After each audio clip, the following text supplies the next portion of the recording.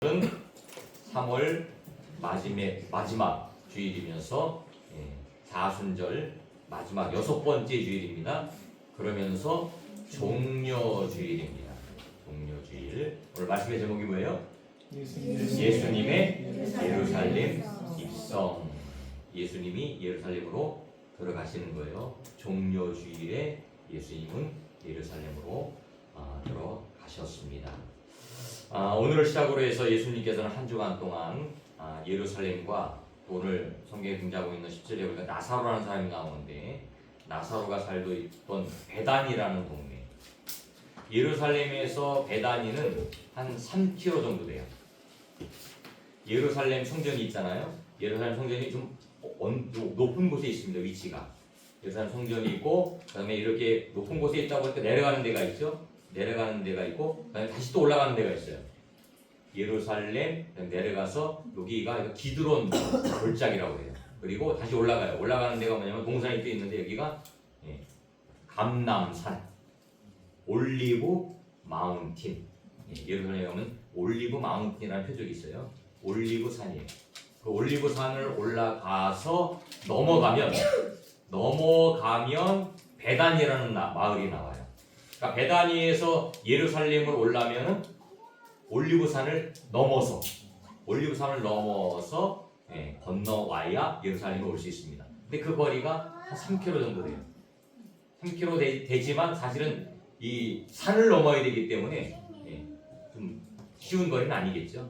예수님은 예루살렘에 와서 뭐 성전에 들어가시고 여러 가지 일을 하시고 다시 주무실 때는 나사로의 집, 베다니에 있는 3km 떨어져 있는 그곳에 가서 주무시고, 이렇게 왔다 갔다 한 주간을 하시게 되는 것을 보게 되어집니다.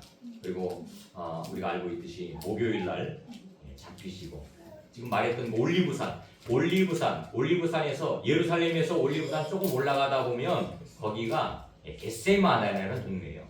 겟세마네라는 지역 이름이에요.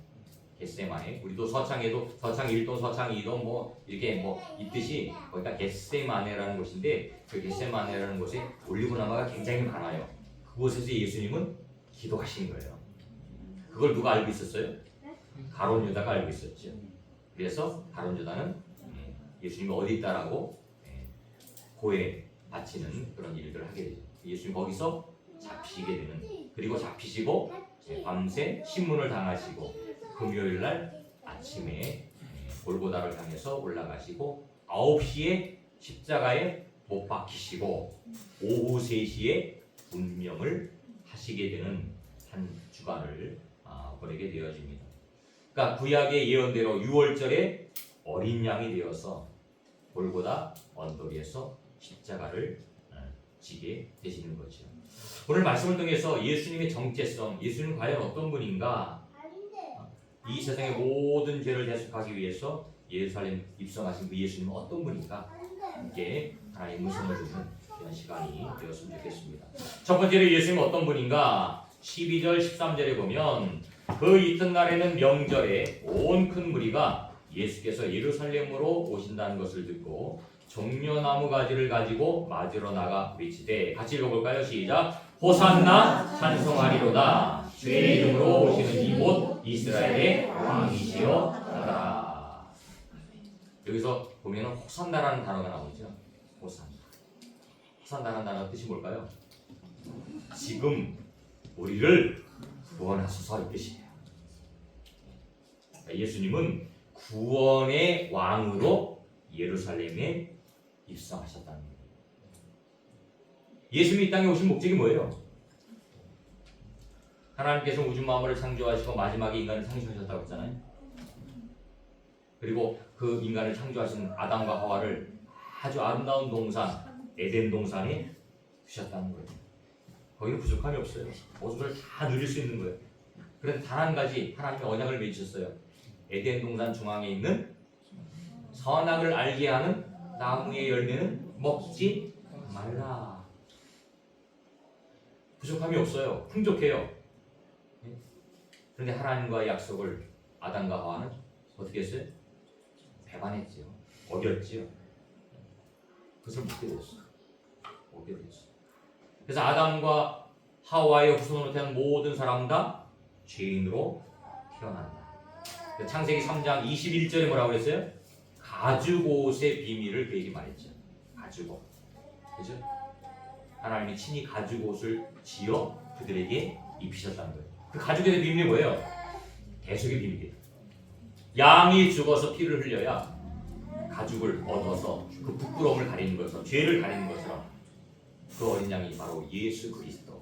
그분이 죽어서 우리의 죄를 가리워주는, 씻기워주는 거죠. 그러니까 하나님은 그 아담과 하와에게 대속의 방법을 알려주신 거예요. 그게 뭐예요? 가죽의 비밀이에요. 양을 잡으라는 거예요. 그래서 그게 복음이에요, 복음. 그 복음을 듣고 아벨은 제사를 그렇게 드리는 거예요. 어떻게 해요? 양의 피로, 양의 기름으로 드리는 거예요. 이게 복음이라니까요. 그런데 가인은 어떻게 드렸어요? 자기 마음대로 드리는 거예요. 자기 마음대로.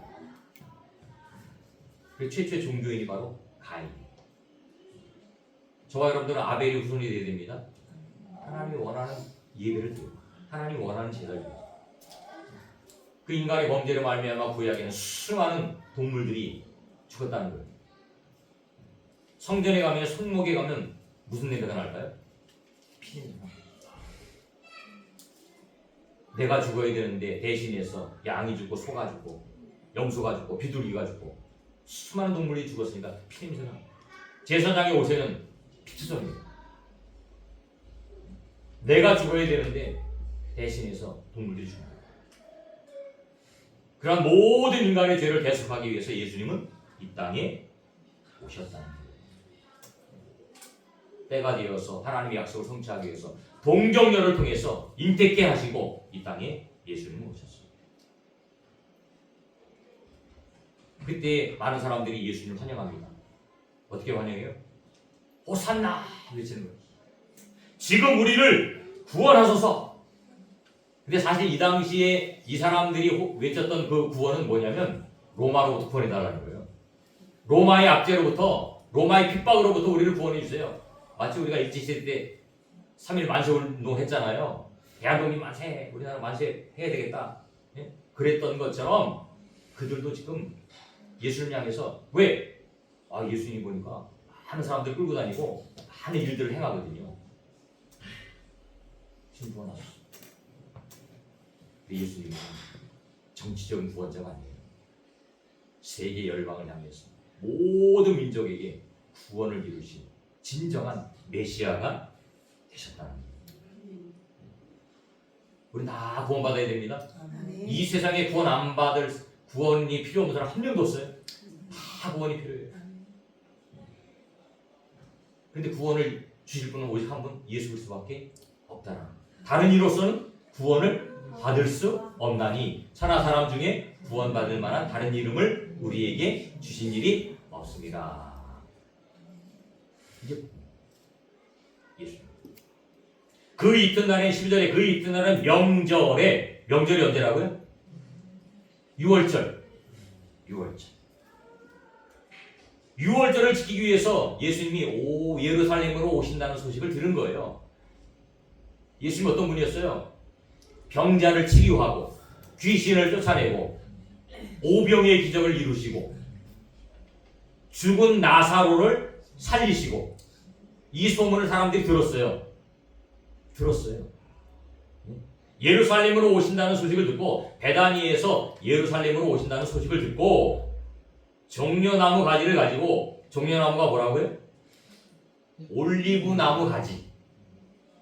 올리브나무 가지가 종려가지예요. 이 중동 지역에 가면 이 올리브나무 가지가 굉장히 많아요. 막 가는 데마다 그냥 올리브나무가 지천이에요, 지천. 그러니까 쉽게 구할 수 있는 거예요. 이거를 꺾어서 흔들면서 환영을 하는 거예요. 뭐라고요? 우리를 구원해 주셔서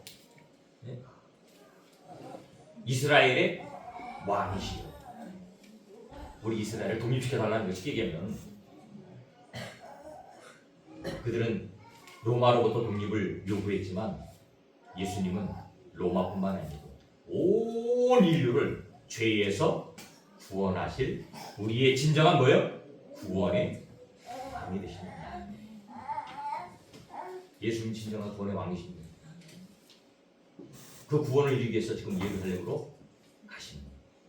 들어가시는 예루살렘으로 입성하시는 거예요. 두 번째는 15절 말씀 하시려고 합니다. 14절 15절 시작. 예수는 한 어린 나귀를 보고 타시니 이는 기록된 바 시온에 따라 두려워하지 말라 보라 너의 왕이 나귀 새끼를 타고 오신다 함과 같더라. 두 번째는 겸손의 왕. 겸손. 예수님 어떤 분이에요? 빌립보서 2장 6절부터 8절 성경은 예수님에 대해서 이렇게 기록을 하고 있죠. 같이 읽어볼까요? 시작. 그는 근본 하나님의 본체시나 하나님과 동등됨을 쓸 것으로 여기지 아니하시고 오히려 자기를 비워 종의 형체를 가지사 사람들과 같이 되셨고 사람의 모양으로 나타나사 자기를 낮추시고 죽기까지 복종하셨으니 곧 십자가에 죽으심이라. 바울이 고백한 거예요. 바울이 예수님의 정체성을 이렇게 고백하는 거예요. 그는 어떤 분이라고요? 근본이 하나님이에요. 근본이 하나님이에요. 그런데 하나님과 동등됨을 것을 취하기 위해서 종의 형체를 가지고 인간의 몸을 가지고 이 땅에 오셨다는 거예요. 하나님 창조사에게 함께 하셨던 분이에요. 근데 그분이 피조의 세계에 존경을 받아 마땅할 분이 피조의 세계에 오셨다는 거예요. 자기 모든 기득권을 다 내려놓고 오셨다라는 거예요. 그래서 신학적인 용어로 그걸 자기 비하라고 표현합니다.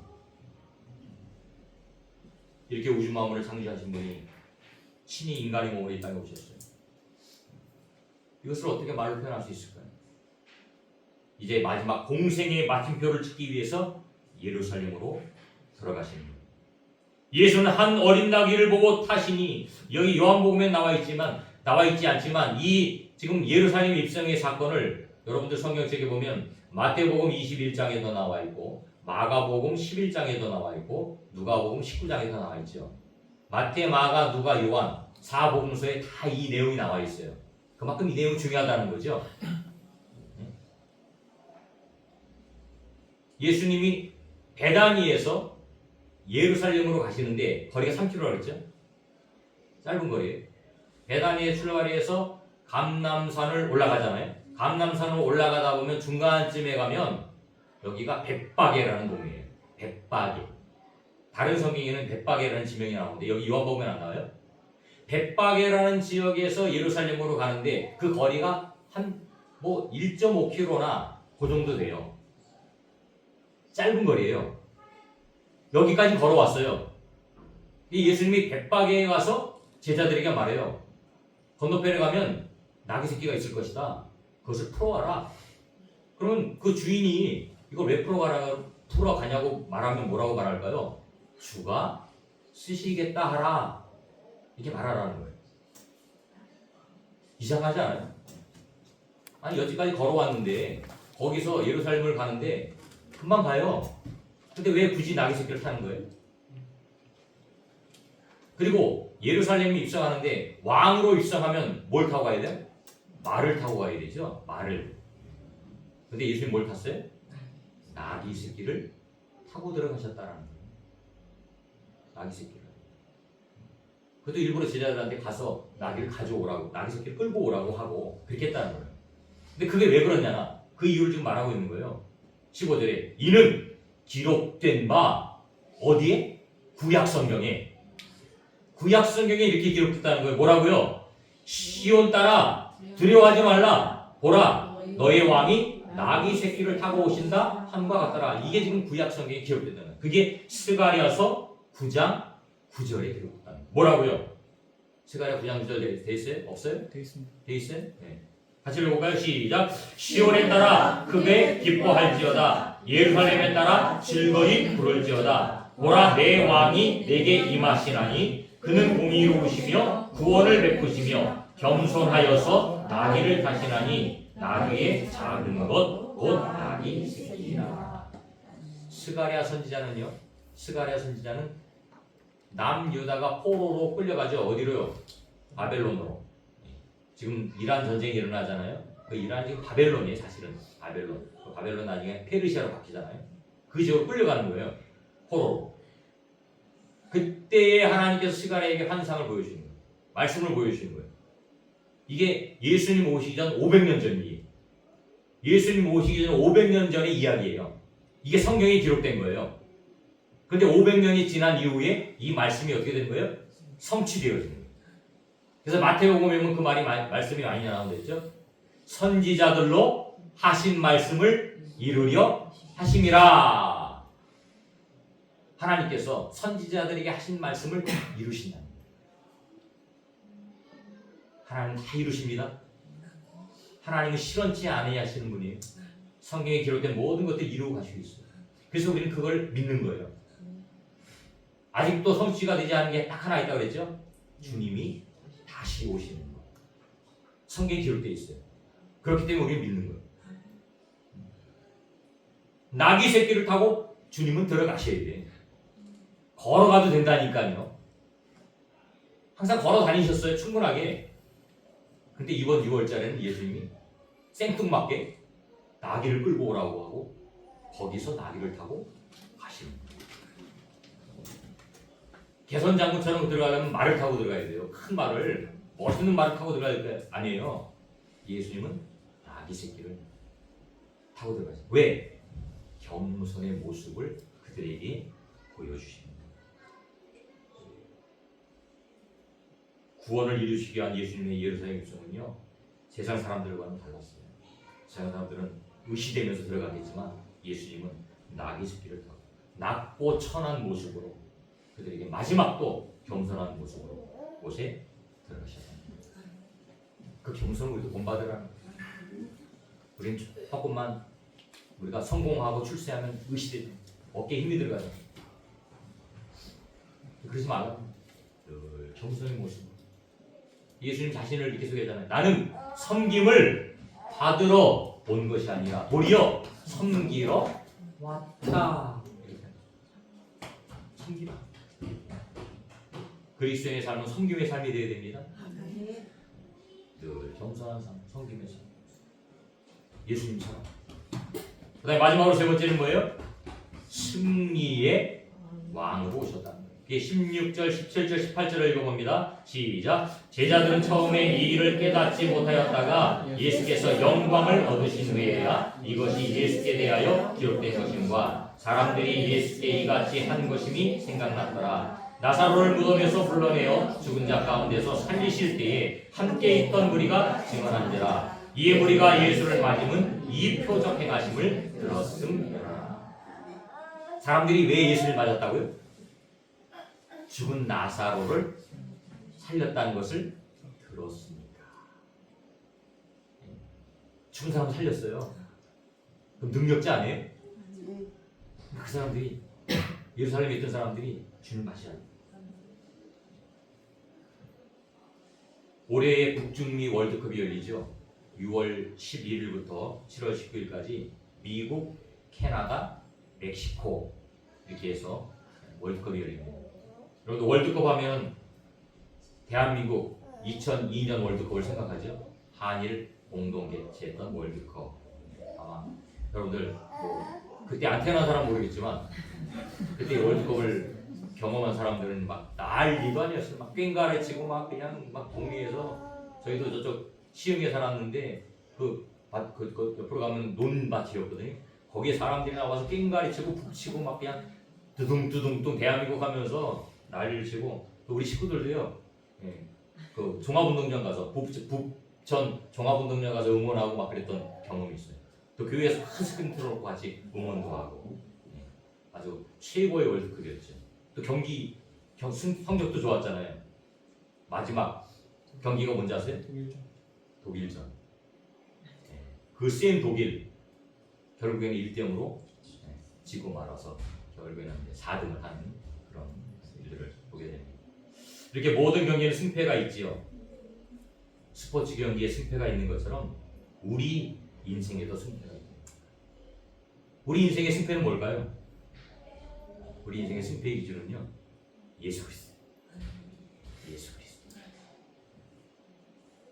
예수님 믿는 사람은 승리자이고 예수님 믿지 않는 사람은 안타깝지만 패배자.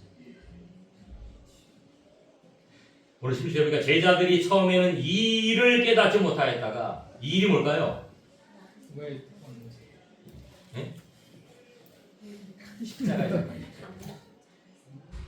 십자가의 사건을 깨닫지 못하다가 예수께서 영광을 얻으신 후에야 십자가 지시고 부활하신 이후에 이것이 예수께 대하여 기록된 것입니다. 예수님이 메시아라는 사실을 이제 깨닫는 거예요. 예수께 이같이 한 것임을 생각났더라. 나사로를 무덤에서 불러내어 죽은 자 가운데 살리실 때에 함께 있던 무리가 증언하니라. 이에 무리가 예수를 맞으면 이 표적 행하심을 들었습니다. 다시 살아납니다. 그러면서 19절에 보니까 바리새인들이 서로 말하되 볼지어다 너희 하는 일이 쓸데없다. 보라 온 세상이 예수를 따르는다. 예수를 따른다. 바리새인들은 어떤 사람들이에요? 율법을 철저히 지켰던 사람들. 모세 율법을 최대한 지키려고 노력했던 사람들. 근데 이들에게 안타까운 게 뭐예요? 이들은 복음을 알지 못했어요. 대제사장들이 복음을 알지 못했어요. 복음을 알지 못하면요 예수 잡는 데 앞장서는 거예요. 예수님의 12제자 중에 복음을 깨닫지 못한 자가 있죠. 누구예요? 바로 유다예요. 예수님의 기적과 이걸 다 보았지만 그는 복음을 깨닫지 못했어요. 결국에는 돈의 유혹에 넘어간. 왜? 복음을 깨닫지 못하니까. 성경에 뭐라고 해요? 돈을 사랑함이 일만하게 뿌리가 된다고 해서. 예수님보다도 물질도 사랑하면요 그것 때문에 실패하는 거예요. 물질을 뛰어넘어요. 그런데 그들이 이렇게 고백해요. 보라 온 세상이 그를 따르는도다. 마지막에 최후의 승자가 누구라는 거예요? 예수님이라는 거예요. 예수님. 다음 주 부활주일인데 부활주일은 뭐예요? 죽음의 권세를 깨뜨리고 무덤에서 일어나신 그 주님을 우리가 기뻐하는 거예요. 그 주님 부활의 첫 열매가 되셨다고 했어요. 우리도 부활합니다. 다시 살아나요? 죽음은 반드시 있어요. 하지만 다시 산다는 거예요. 우리는 그 영원한 천국을 다시 사는 그 세상을 꿈꾸며 살아가는 거예요. 그래서 그곳에 투자하는 거예요. 그곳. 이 세상에 썩어질 것에 투자하는 사람은 성경에서 분명히 어리석은 자라고 영원한 천국을 위해서 상급을 쌓는 자는 지혜로운 자다 이렇게 설명을 하고 있습니다. 최후의 승리는 예수 그리스도 안에 있어요. 예수님이 최후의 승리자예요. 죽음의 권세가 아무리 우리의 삶을 유혹한다 할지라도 우리는 예수 안에 있으면 부활의 삶을 살아가기 때문에 그게 기쁨이 되고 소망이 되어집니다. 사망과 죽음의 권세를 이기심으로 예수님 최후의 승자가 되었던 것처럼 우리도 그렇게 된다는 거예요. 예수 그리스도 안에 있으면 누구든지 그렇게 된다는 거예요. 마지막 날 부활, 영광을 얻는 거예요.